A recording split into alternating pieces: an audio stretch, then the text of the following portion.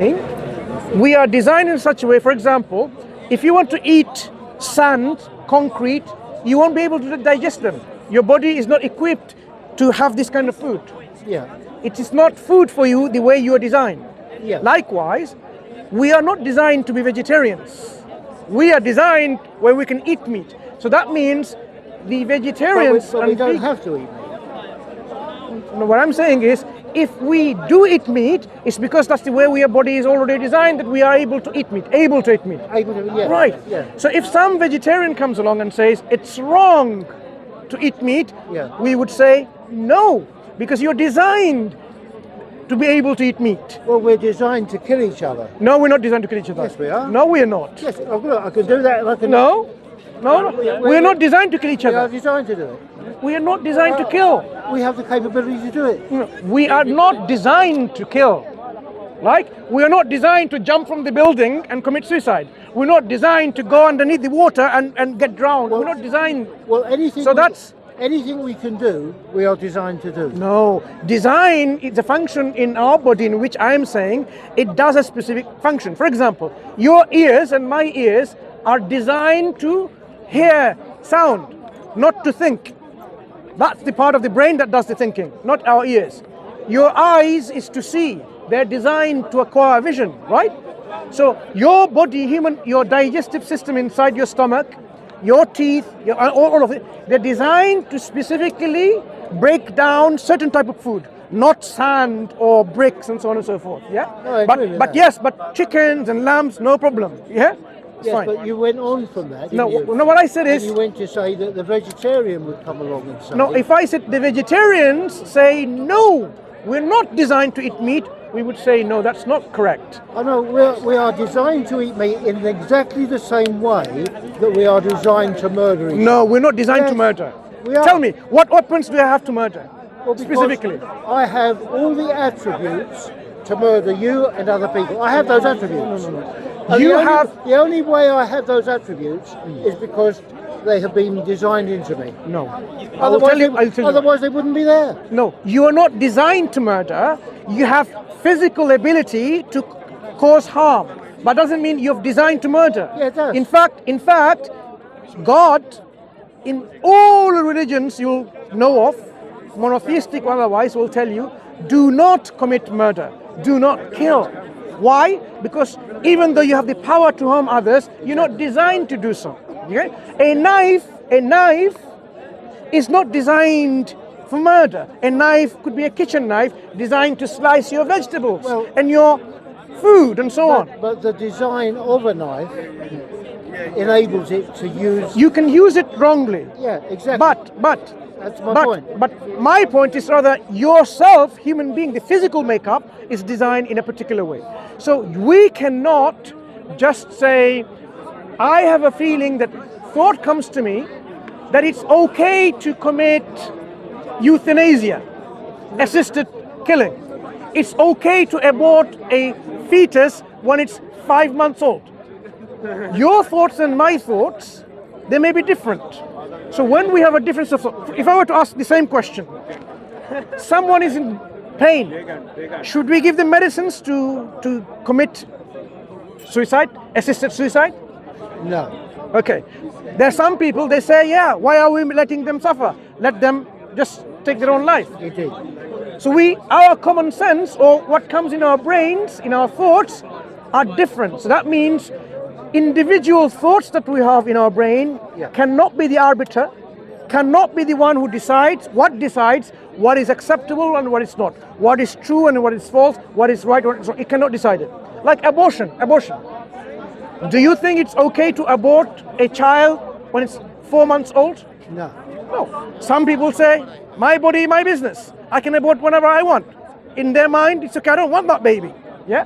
So, our thoughts that comes into our mind, would you agree, cannot be the arbiter, the one that decides between what is acceptable, what is not acceptable, what is wrong, what is right? Well, I would put it to you like this. Where you are citing a victim, would you want to be that victim? And when you would not want to be that victim, then you know it's wrong. So you're taking that principle in which when harm, you don't want to do harm to others Yeah. because you don't want harm done to be you. Exactly. Yeah, but that's the harm principle. Yeah, you're talking about the harm principle. You are living your life by harm principle. I don't want harm done to others.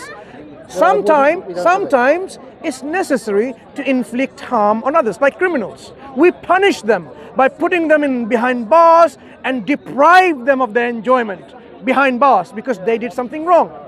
Harm is something that is justified because of what we consider they have done a crime by harming others, right?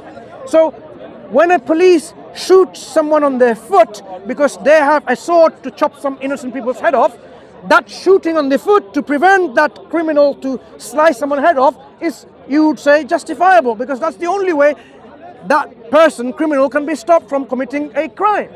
So this harm principle is not just as you think, it has a context.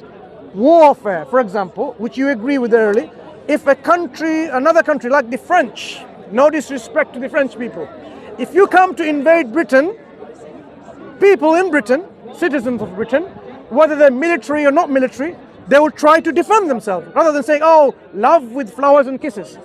Because if they come to kill you, you defend yourself. So you defend even by killing them. That's what happens in warfare. Their intention is to kill you. The only way to stop them is by killing them. So killing them, a harm that is done, is actually the right thing to do there if you want to save yourself. Or are you going to say, you know what, I don't believe in causing harm.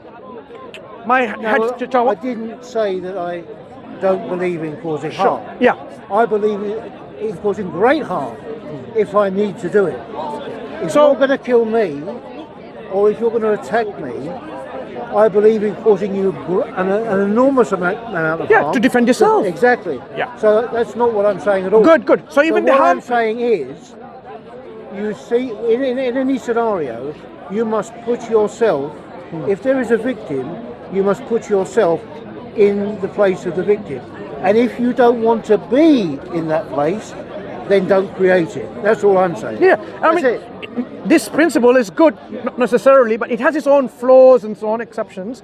We're not talking about that. What I'm saying is, there is a greater arbiter, the arbitrator, the judge. We say is the one who gave us life, one who created us. He decides, for example, whether I'm going to abort a baby when it's 2 months old, or 120 days, or 40 days, whatever. He allows what is permissible, and he prohibits you from what is impermissible. Because the one who created me knows more than me. The one who created everything knows more than everything. So that's why we say our human thought that comes to our mind, sometimes it will say the good thing. Why? Because God has already instilled within us. Let me show you. So you try understand why I say so. Because God said, فَأَلْهَمَهَا فُجُورَهَا وَتَقْوَاهَا قَدْ أَفْلَهَ مَنْ زَكَّاهَا وَقَدْ خَابَ مَنْ دَسَّاهَا. Right? This is a chapter in the By Quran. the way, Mansoor, he says earlier on one of the brothers was reciting the Quran for him, and he felt peace and tranquility. You felt Well, it was nice. inspired. He has succeeded who purifies it, and he has failed who instills within it corruption. Okay? قَدْ أَفْلَهَ مَنْ زَكَّاهَا وَقَدْ خَابَ مَنْ دَسَّاهَا. Okay? The other ones, فَأَلْهَمَهَا فُجُورَهَا وَتَقْوَاهَا. Which surah, remind me?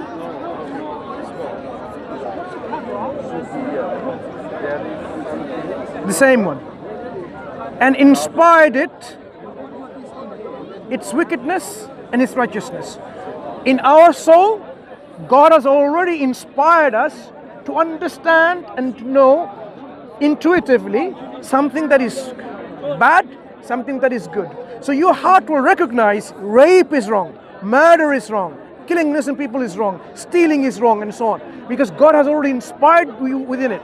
The knowledge of good and bad, if you think about it, God has inspired you within it, but He says, successful are the ones who purifies it and The one who is in a loss is the one who corrupts his soul, but going against all of that and committing all these wrong things. So there is always a balance that needs to be done. God constantly wants us to purify, elevate ourselves, to make ourselves in a way constantly striving to be better. So there is the inside us, the propensity or the understanding of something that can cause harm and so on, but God says don't commit any harm and so on and so forth. So what you already have, I'm not saying that this is not correct or true. This is already given to you and me by God. Absolutely. But we cannot use that as the only source, because sometimes we may not know at what point our own ego is deceiving us. Our own ignorance is deceiving us by thoughts coming us. Sometimes you might even not know the plan of the wicked one, the Satan, who is giving you something and you think it's good, but actually it's good mixed with a greater falsehood which you do not understand it yet, because he has a long-term plan. A long-term plan, and initially you think, yeah, why not? That's okay, looks okay. But overall, he has a plan. Eventually he's going to take you away from worshipping one true God. That's one of the drives, motives, and the goal of Satan, is to not worship God, but worship or live your life according to your own self, your own desires. Quran says, have you not seen the one who has taken his own desires as God? Meaning he makes himself the judge, the arbiter of everything, right and wrong. Yeah, there are many people, I'm not saying yourself, my friend, many people who don't listen to anyone else. It's okay, I have within me the actual yardstick of right and wrong. I don't need to listen to any society, any government, any school of thought, any scholars, any gurus, pundits, whatever. Well, so I listen to everyone, but I don't agree with everyone. yeah. So I agree with what I believe. So you make differentiation between what makes sense to you Indeed. and agreeable to you. Absolutely. Yeah. Quran is a guide for exactly people like yourself and ourselves, in which this is what it says. It's a book that you are asking for. I want to know which is going to be. And I'll tell you about the exceptions. This is the book about which there is no doubt, a guidance for those who are conscious of Allah, God. You do know there is a creator, God of this universe. Yeah. And you do want That's to, what I believe. yeah, and you do want to praise and thank and glorify and be grateful to this one who has given you life and the sustenance and all the good things. And you want to know how to perform your life in the best possible way. The Quran says this book is without a doubt that guidance that you seek, because you are God conscious, and it will guide you exactly what is necessary. But at the same time, God says, look, there are people who, because of their own desires, they think this is not doable, not to do, but it's actually better for them, and vice versa. Yeah, like yas'alunaka, it says they ask you about this, and God says, and answers like that.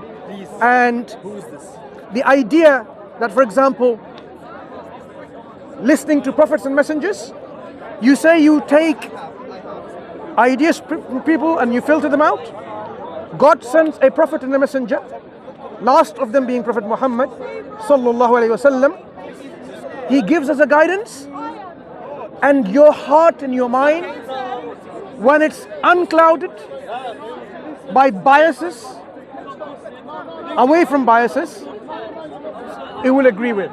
When the Quran says, when you find your parents reach old age, extend to them wings of mercy. If you find one or both of them, do not say to them, uff, even uff, but extend to them a wing of mercy and say to them, O Lord, Rabbana, Rabbi ighfirli wa liwaliday. There's another, Rabbi irhamhuma kama rabbayani saghira. O Lord, have mercy on them as they had mercy on us when we were young. So we have no concept of putting people into old people's home. When they're old, our duty to look after them. Yeah. When we were babies, we did not have the ability to clean ourselves, Yeah. feed ourselves. Our parents, they woke up from sleep to feed us, to clean us. Indeed. Yeah. So the message that the Quran tells you about, like, worship Allah and be dutiful to your parents, your heart and your mind will say, I can accept that. Absolutely. Like this. The only thing, if you disagree with, ask yourself, why am I disagreeing? No, no. I don't disagree. I don't, If you disagree with any of that. That's, yeah, if you disagree with something in the Quran, ask yourself, why am I disagreeing with it? Is it because of some social conditioning that I had? Because of that. Like a vegetarian may disagree because he says, well, you can eat animals. Sure. Ask them, why are you disagreeing? God says, we've made all of this provision for you. Made subservient, behold, the sun and the moon, subservient to your service. We are using now the sun for solar energy. Yeah? Likewise, we can use the moon for various things and so on. So when you read the Quran, what's your name, my friend? Ed. Ed. Edward. That's it, Ed. This Quran, you shouldn't be disagreeing with at all if you are in your pure, what's this called? A mind which is already been indoctrinated by social conditioning. So far, I certainly try not to be. Yeah. so far, I see that you have a pure heart. Well, I hope so. I hope so. You know. The Quran guides those with this pure heart. Sure. It's only becomes impervious to guidance by people who are indulged in sin, wrongdoings, Indeed. bad actions. Sure. If you are not someone in these actions, it'll be easier for you to receive this guidance in the Quran. Anyone who has bad actions, they have to stop doing all these bad actions to be recipient of the mercy and guidance of God. Okay? Guidance. Thank you. Guidance is something God wants everyone to have, but we need to be ready for it. Yeah? Thank you- So thank I you. hope Thank you God very much. opens up your heart even more to the truth of Islam. And the next time I want to see you like my brother here, a Muslim, I want you, Ed, to see you as a Muslim, because like me. only then we will have the You'll have to introduce me to your outfitters. Yeah, you want to have a bigger one instead of small one? Very kind of you. Thank yeah, you. yeah. Thank you. Thank So you. he can read. Yeah, that's fine. That's good. Similar. Yeah. Yeah. Okay. Thank you. Yeah. Okay. Translation is a good translation. Let's have a look. Some translation may be just like No, I don't- thee, I don't- thou. No. Is that something very archaic? But you should be able to know. That should be okay, I think. But anyway, even if it is, as an Englishman, No, you should be able to. I'll be having a wander It's okay. Yeah. Hey, Have a lad. nice evening. Okay. Mate. You take care. You take care. Nice. Good luck. Learn a lot of things, today. Beat myself learning. This is master. This is the master. No. I'm just a nobody, my Yeah. brother. Yeah. Right. I try to, give something that I know. Yeah. And share the truth with you. MashaAllah. Take care. Ed. It came on the right hand phone. MashaAllah.